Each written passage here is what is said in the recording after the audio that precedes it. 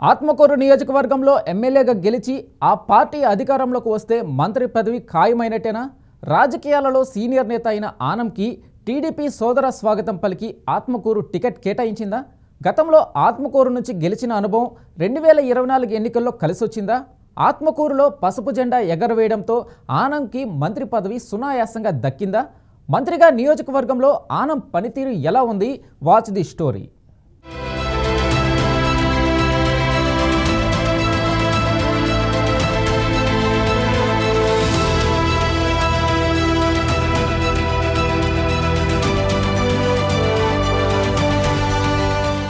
ఆత్మకూరు నియోజకవర్గంలో ఎమ్మెల్యేగా గెలిచి ఆ పార్టీ అధికారంలోకి వస్తే మంత్రి పదవి ఖాయం అనే నానుడి ఉంది. దీనికి అనుగుణంగానే గత పరిణామాలు ఉదాహరణగా చెప్తారు రాజకీయ పరిశీలకులు.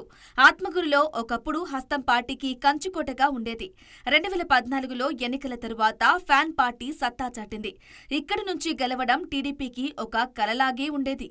ఎలాగైనా ఆత్మకూరులో పసుపు జెండా ఎగురవేయాలని ఆ పార్టీ గట్టిగానే ప్రయత్నం చేసింది. మేకపాటి కుటుంబానికి కంచుకోటగా ఉన్న ఆత్మకూరు ఉండేది. అయితే 2024 ఎన్నికల్లో ఆనం టీడీపీ నుంచి గెలిచి పసుపు జెండా పాతారు. దీంతో ఆత్మకూరులో రాజకీయాలు ఒక్కసారిగా మారిపోయాయి. మేకపాటి కుటుంబానికి ధీటుగా ఉన్న ఆనం కుటుంబం అయితేనే గెలిచి తీరుతామని టీడీపీ అధిష్టానం అంచనా వేసింది. ఆనం గెలుపుతో టీడీపీ అంచనాలు సఫలీకృతం అయ్యాయని అంటారు రాజకీయ పరిశీలకులు. తెలుగుదేశం పార్టీ వచ్చి ఈ 5-6 నెలల్లో చెప్పిన సూపర్ 6లో ఇప్పటికీ 2 అమలు చేయబడినవి. ఒకటి, ఎప్పుడైతే చెప్పిన టైం నుంచి పెన్షన్ 1000 రూపాయలు పెంచడం ఒకటి, చెప్పిన 3 నెలల తర్వాత కూడా కలిపి 7000 ఫస్ట్ ఇచ్చిన ఘనత చంద్రబాబు నాయుడుది.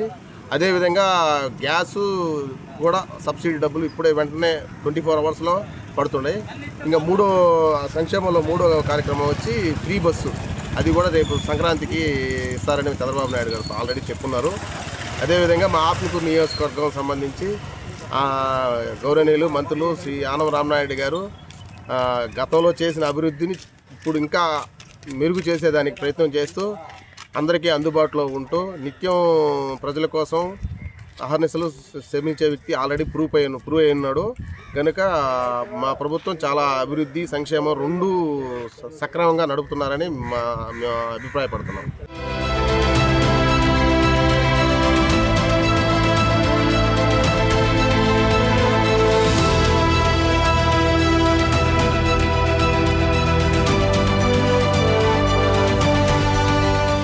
ఆనం రామనారాయణ రెడ్డి ఈ పేరు వినగానే వెంటనే గుర్తుకు వచ్చేది నెల్లూరు.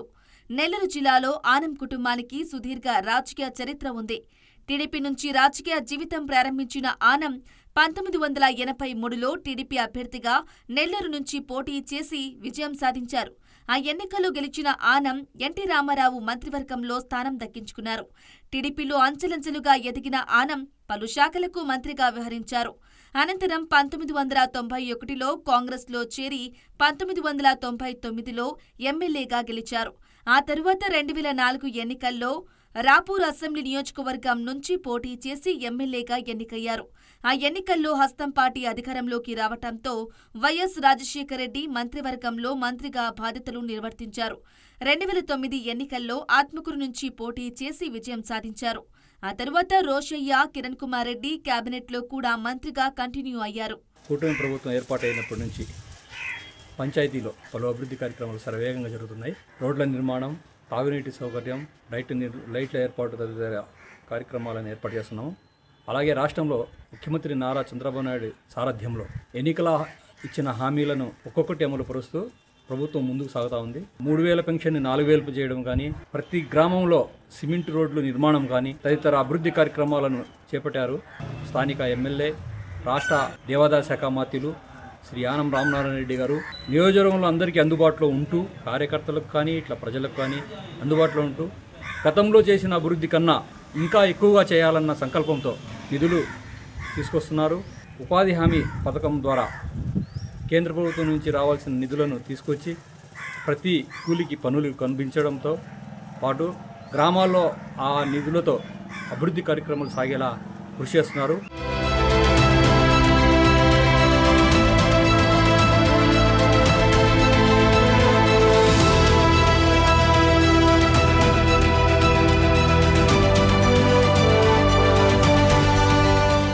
గతంలో ఆత్మకూరు నుంచి పోటీ చేసిన అనుభవం ఉండటంతో టీడీపీ అధిష్టానం ఆనంకి ఆత్మకూరు టికెట్ కేటాయించిందని ఆయన అనుచరులు అంటుంటారు. అందుకే 2024 ఎన్నికల్లో ఎమ్మెల్యేగా గెలుపొందిన ఆనంని సీఎం చంద్రబాబు మంత్రివర్గంలోకి తీసుకున్నారు. మంత్రిగా ఉన్న ఆనం రామనారాయణ రెడ్డి నియోజకవర్గ అభివృద్ధిపై దృష్టి సారించారని స్థానికులు అంటున్నారు.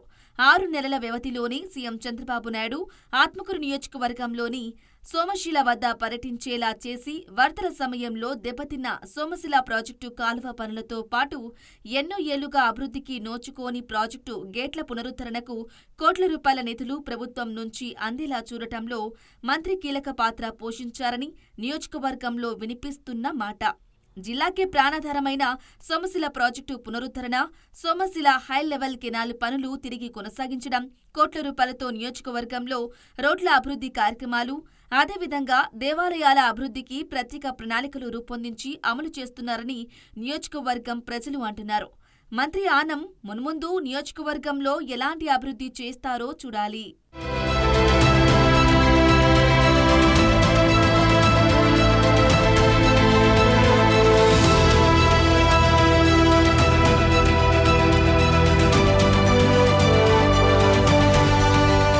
టీడీపీలో సీనియర్ మంత్రిగా ఉన్న ఆనంపై తక్కువ కాలంలోనే ఎక్కువ విమర్శలు రావడానికి కారణమేంటి? దేవాదాయ శాఖ మంత్రిగా ఆనం విఫలమవుతున్నారా?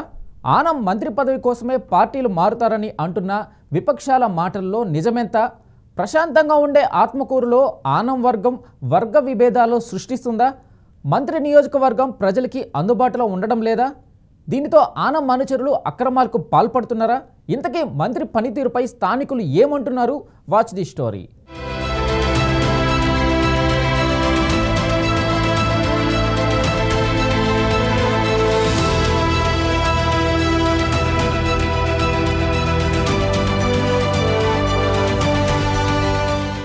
ఆనం రామనారాయణ రెడ్డి రాజకీయాలు ఎవరికి అంతు చిక్కని విధంగా ఉంటాయి. ఆయనను దగ్గర నుంచి చూసిన వారు అంటూ ఉంటారు. ఇక రాజకీయాలలో శాశ్వత శత్రువులు, శాశ్వత మిత్రులు ఉండరనే మాట వాస్తవం. ఆ మాట ఆనంకి బాగా సూట్ అవుతుందని అంటారు రాజకీయ పరిశీలకులు. ఇక టీడీపీ నుంచి రాజకీయ జీవితం ప్రారంభించిన ఆనం సుదీర్ఘ కాలం రాజకీయాలలో చక్రం తిప్పారు. అవకాశాన్ని అందిపుచ్చుకొని వివిధ పార్టీల్లో ఆయన హవాను కొనసాగించారు. రాష్ట్ర విభజన తర్వాత కాంగ్రెస్ ని వీడి టీడీపీలో చేరిన ఆనం 2019 ఎన్నికలకి ముందు వైసీపీ తీర్థం పుచ్చుకున్నారు. ఆ ఎన్నికల్లో వెంకటగిరి నుంచి వైసీపీ అభ్యర్థిగా బరిలో నిలిచి విజయం సాధించారు. వైసీపీ ప్రభుత్వం ఏర్పాటు చేయడంతో సీనియారిటీ దృష్ట్యా ఆనంకి మంత్రి పదవి ఖాయమని ఆనం వర్గీయులు భావించారు. కానీ జగన్ ఆనంని మంత్రివర్గంలోకి తీసుకోకపోవడంతో ఆనం అసంతృప్తికి గురయ్యారట. ఇక దీంతో ఆనం అప్పటి నుంచి వైసీపీపై గుర్రుగా ఉన్నారని రాజకీయ వర్గాల్లో వినిపించే మాట. రెండో దఫలో కూడా ఆనంకి మంత్రి పదవి ఇవ్వకపోవడంతో ఇక ఆనం అసహనం కట్టలు తెంచుకుందట. దీంతో ఆయన స్వపక్షంలోనే విపక్షంగా మారిపోయారు. తెలుగుదేశం, బీజేపీ, జనసేన కూటమి ప్రభుత్వం వచ్చి 7 నెలలు అవుతా ఉంది. 7 నెలల నుంచి కూడా ఎలాంటి అభివృద్ధి కార్యక్రమాలు కానీ చేపట్టలేదు. గతంలో కరెంటు ఛార్జీలు నేను పెంచనని చెప్పి ఇప్పుడు కరెంటు ఛార్జీలు దాదాపు 20,000 కోట్ల రూపాయలు ప్రజల మీద భారం మోపి అవన్నీ కూడా ట్రూ ఆఫ్ ఛార్జీలు, ఇంధనపు సర్దుబాటు ఛార్జీల పేరుతో వసూలు చేయడం చాలా అన్యాయము. ఈ 7 నెలల కాలంలో ఎలాంటి అభివృద్ధి కార్యక్రమాలు జరగలేదు. మొత్తం అభివృద్ధి చేస్తాం, అదేవిధంగా సంపద సృష్టిస్తామని చెప్పినటువంటి ఆయన ఈరోజు ప్రజల మీద భారాలు మోపడం తప్ప ఇంకోటి ఈరోజు కనపడటం లేదు. అదేవిధంగా మంత్రి నారాయణ కూడా ఎటువంటి ఈరోజు రూరల్లో కానీ లేకుంటే జిల్లాలో కానీ రాష్ట్రంలో కానీ ఎలాంటి అభివృద్ధి కార్యక్రమాలు నారాయణ మంత్రి గారు కూడా చేయలేదు. కేవలం అక్కడ అమరావతిలో కొన్ని కాంట్రాక్ట్ పనులు తీసుకొని అవి చేస్తున్నాడు తప్ప నెల్లూరు జిల్లాలో ఏమాత్రం ఇంతవరకు 7 నెలలు అయినా కానీ మంత్రి నారాయణ ఎలాంటి పనులు చేపట్టలేదు. అందుకని ఖచ్చితంగా అభివృద్ధి పనులు చేపట్టాలని చెప్పి కూటమి ప్రభుత్వాన్ని అదేవిధంగా ఇక్కడున్న నెల్లూరు మంత్రిని కూడా మేము కోరుతున్నాం.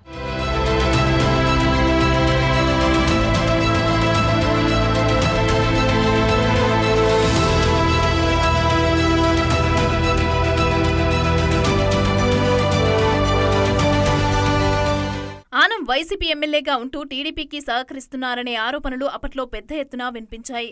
దీంతో వైసీపీ అధిష్టానం ఆనంని పక్కన పెట్టేసింది. 2024 ఎన్నికలకి ముందు టీడీపీలో చేరిపోయారు.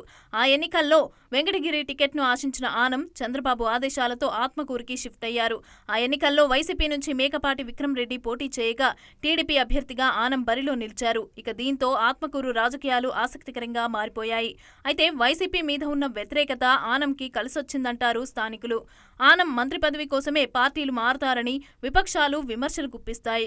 వైసీపీలో మంత్రి పదవి దక్కలేదనే పార్టీకి వ్యతిరేకంగా పనిచేశారని వైసీపీ శ్రేణులు అంటున్నారు. ఇక టీడీపీ కూడా మంత్రి పదవి ఇవ్వకపోతే ఆ పార్టీలో వ్యతిరేక గలం వినిపించేవారని ఆయన ప్రత్యర్థులు సెటైర్ వేస్తున్నారు. ఇక దేవాదాయ శాఖ మంత్రిగా ఆనం పనితీరుపైన పలు ఆరోపణలు వ్యక్తమవుతున్నాయి. ఈ రాష్ట్ర ప్రభుత్వం ఏర్పడి 6 నెలలు పూర్తిగా వస్తూ ఉంది. ఈ 6 నెలల్లో ప్రభుత్వం యొక్క పనితీరుని విశ్లేషించలేకున్నా ముఖ్యంగా ఒక మాట అయితే వాస్తవం. రాష్ట్ర మంత్రి శ్రీ రామనారాయణ గారి నియోజకవర్గం ఇది, ఈ ఆత్మకూరు నియోజకవర్గం. ఇక్కడ కూడా ఇంకా అభివృద్ధి పనులు కాలేదు. ఇక్కడ ఉన్నటువంటి రోడ్లు, డ్రైనేజ్ని, అదేవిధంగా పార్కులను, విద్యార్థులకి, యువతకి ఆడుకునే దానికోసం ఆ స్టేడియాలని నిర్మిస్తారని చెప్పి ఆయన మీద ప్రగాఢ విశ్వాసం ఉంది. ఆయన ఇంతవరకు ఎటువంటి చర్యలు మొదలు కాలేదని చెప్పి కోరుకుంటూ వెంటనే ఆత్మూరు మున్సిపాలిటీని ఈ రాష్ట్రంలోనే అతి పెద్ద మున్సిపాలిటీగా, అభివృద్ధి చెందిన మున్సిపాలిటీగా తీర్చిదిద్దాలని ఆయన్ని కోరుకుంటున్నాం.